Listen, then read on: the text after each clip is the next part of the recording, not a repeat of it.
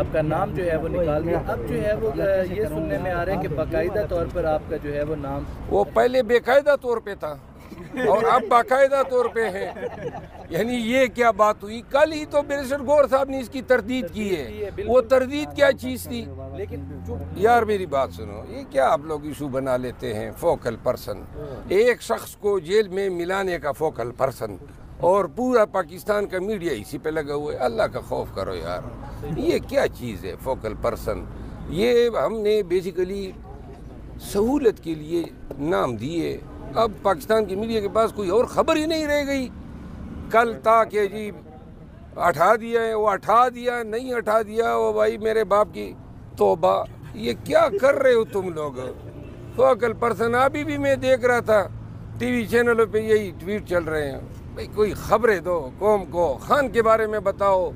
آپ یہ سوال پوچھیں نا کہ جلسے اور جلوس کب ہوں گے، کس طرح ہوں گے، کون کون نکلے گا، قیادت کون سی ہوگی، کون سی قیادت کی خواہش ہے کہ وہ پنجاب میں نکلیں، کون کون سے پی ٹی آئی کے وہ لیڈر جو زیر زمین تھے اور اب آ گئے اور انہوں نے اب نام لکھوائے ہیں اور کہا ہے کہ مر مٹیں گے لیکن پنجاب کو نکالیں گے. آپ مجھ سے یہ پوچھیں نا. سر یہ بتائیں کہ گزشتہ روز ڈاکٹر طارق چودھری نے پریس کانفرنس کرتے ہوئے کہا کہ اب سڑک اور بڑک کی سیاست نہیں چلے گی، آئیں بیٹھیں پاکستان کی ترقی کے لیے ہم اپنا کردار ادا کرتے ہیں. کیا کہتے ہیں؟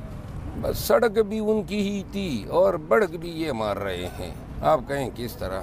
اچھا مروت صاحب، یار ایک سوال، رانا ثناء اللہ صاحب کا ایک انٹرویو مجھے پسند آیا ہے اور میں بڑا ہی کنفیوز تھا کہ یہ جو اسلام آباد میں رانا ثناء اللہ فیل ہوا ہے، عابد شیر علی فیل ہوئے ہیں، جبکہ یہ کیوں فیل ہوئے؟ کیونکہ اب تو نون والے ایسے لیڈروں کا فیل ہونا میری سمجھ سے بالا تر تھا.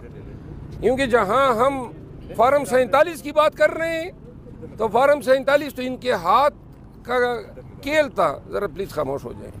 تو یہ رانا ثناء اللہ نے کل یا پرسوں کوئی میڈیا سے بات کی ہے، میری کنفیوژن دور کر دی ہے اور اب پورا پاکستان بھی سن لے. انہوں نے کہا جی کہ محسن نقوی صاحب کی مہربانی ہے کہ وہ وزیر اعظم نہیں بن بیٹھے ہیں، وزارت داخلہ پہ ہی اکتفا کیا تو ساری گیم مجھے سمجھ آ گئی.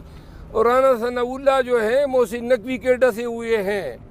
رانا ثناء اللہ پاس ہو جاتا تھا تو محسن نقوی کی وزارت داخلہ کو خطرہ تھا.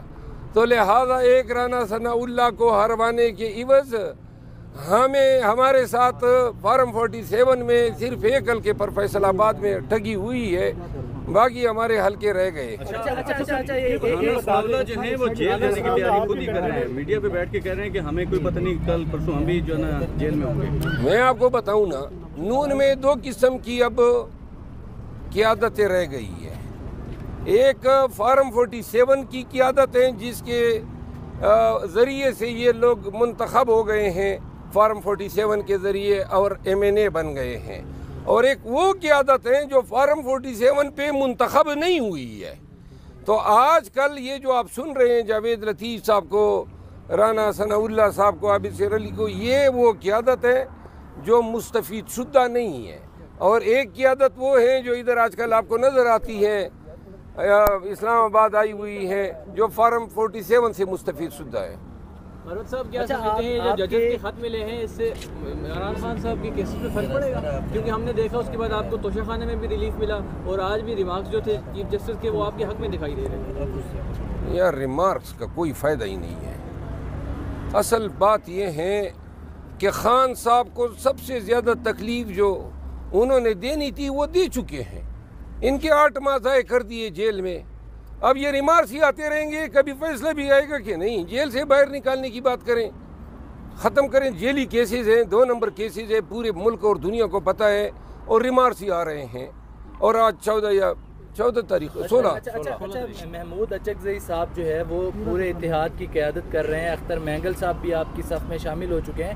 اب مولانا فضل الرحمان رہتے ہیں، وہ کافی اسٹرانگ بھی ہیں اور اسٹیبلشمنٹ کو جب وہ نظریں جو ہے وہ ان کی طرف گھماتے ہیں تو وہ بڑا ہی ان کا ایک خوف ہے سمجھا جاتا ہے. تو کیا ان کو نہیں شامل کریں گے، ان کو ساتھ لانے کا؟ نہیں، ہم تو شامل کریں گے، لیکن مولانا صاحب بھی فارم 47 سے مستفید ایک سیٹ پر ضرور ہوا ہے نارتھ وزیرستان میں.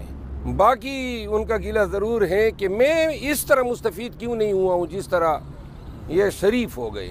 اچھا، کیا تحریک انصاف عید کے بعد سے مزاحمتی سیاست کا آغاز کرنے جا رہی ہے؟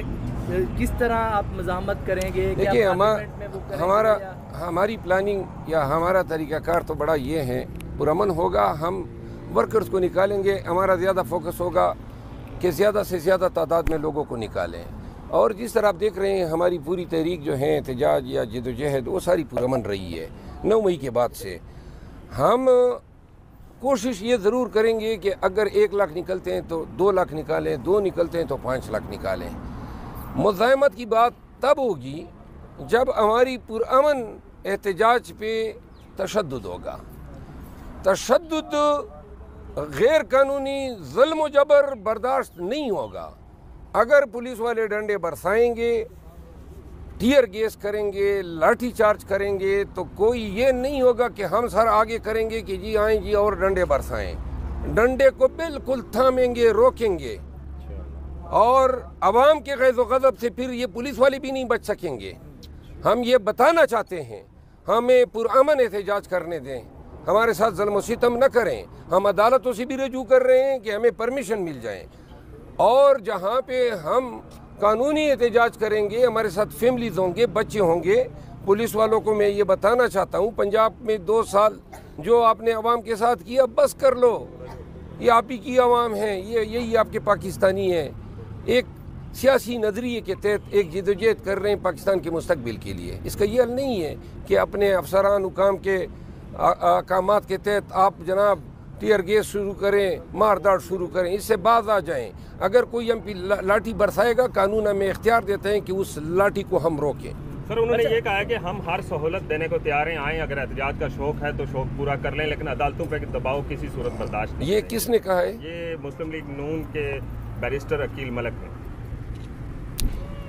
مریم نواز صاحبہ یہ بیان دینا یا کوئی اور ذمہ دار، وہ تو مانی نہیں رکھتے ہیں ان کے بیانات. جو حکومت میں لوگ ہیں ان کے بیانات. لوگ تو باہر آ جائیں گے، کیا پنجاب کے لوگ بھی باہر آئیں گے؟ نہیں، یہی تو ہم ڈسکس کر رہے ہیں کہ انشاءاللہ ہم احتجاج کریں گے. اس وقت آپ دیکھیں پنجاب نکلے گا. صاحب سے آپ کی لاسٹ ملاقات کب ہوئی تھی اور عید سے پہلے کوئی ملاقات کر رہے ہیں؟ وہ عید کیسے منائیں گے؟ انشاءاللہ میں جلد